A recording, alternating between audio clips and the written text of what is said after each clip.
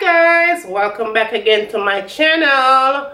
This is an announcement, something that you guys been wanting to know for a long time, but I kept it a little bit quiet because I have some channel and I figure I want to give my fiance and I some kind of a privacy of some sort. Let them try to figure this thing out all in one, but they're going to know on my time. So I'm going to finally announce the wedding date of our wedding. Happy, you know? You can't tell us I'm happy, right? Look. Happy, you know? I'm happy face that. But anyway, I am getting married November 12th. Right there. November 12th. And we are getting married in Atlanta. Right there. And it's going to be fun. We are having not too much crowd because I want to pick the real from the fake. Okay, we don't want no fake. We're trying our best not to have the fake people them there because we don't need it. We're breaking it down to 80 guests.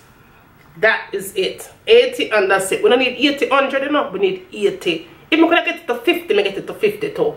But anyway, we're doing 80 people.